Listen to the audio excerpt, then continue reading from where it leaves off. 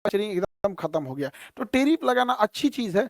Tariff का दो ही मकसद होता है, अपनी टेक्नोलॉजी को बढ़ावा देना और किसी भी दूसरे चीजों को सस्ते दाम पे एंट्री होने से रोकने के लिए। लेकिन ट्रम्प जो है वो पगला गया है, एगो लिस्ट लेके आया, पीडीएफ लेके दन दन आदन पढ़ दिया कि इस देश पे इतना, इस देश पे इतना, भारत पे लगाया 26%, दंदना के पढ़ दिया। यहाँ पे टीपी लगाया हुआ था, टेलीप्रॉम्प्टम। टेलीप्रॉम्प्टम पे ही बड़े बड़े लोग पढ़ते हैं, यहाँ से इस पे देखते हैं, इस पे लिखा हुआ रहता है, इसके नीचे वो एक मिरर होता है, स्क्रीन होता है, वहीं से पढ़ देते हैं। टीपी बोलते हैं, टेलीप्रॉम्प्टम। यहाँ पे पढ़ दिया दंदना के। हद तो तब हुआ यहाँ पे, हर्ड और मैकडोनल्ड आइलैंड जो ऑस्ट्रेलिया के पास यहाँ पर है, यहाँ पे भी अमेरिका ने टेरिफ लगा दिया।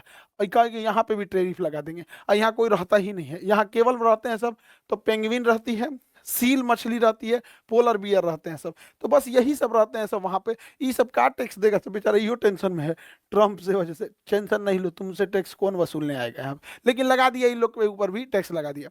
अब देखिए, सबसे ज्यादा अमेरिका जो है, डोनाल्ड ट्रम्प सबसे ज्यादा खपा है तो चाइना से, फादर ऑफ कोरोना से। ये चाइना के जो राष्ट्रपति और ट्रम्प के बीच में एकदम आमना सामना अब हो गया है।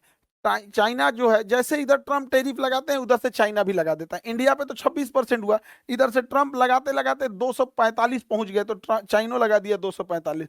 हमको लगता है मोदी जी के दोस्ती का असर हो गया ट्रम्प को भी। अब की बार 400 पार है, तुम भी बस 400 पार कर देना। तुम भी काहे लिए यहीं रुक रहे हैं यहाँ पे, मोदी जी भी इतने के आसपास रुक गए। 400 हिलाओ, 400 एक कमर तोड़ दो फादर ऑफ कोरोना का। खैर, अब हम समझते हैं कि किस किस स्टेप से, इस स्टेप से, इतने लंबे टेरिफ के स्टेप से अमेरिका को कहाँ कहाँ फायदा होगा। देखिए, अमेरिका को फायदा कैसे होगा कि अमेरिका की जनसंख्या कम है और उसकी ज्यादातर जमीन उपजाऊ है।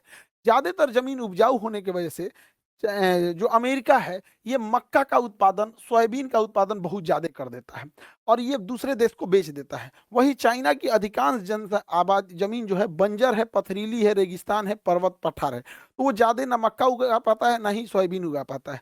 लेकिन यही मक्का और सोयाबीन को हम लोग दाना बना के सुअर को देते हैं, और चाइना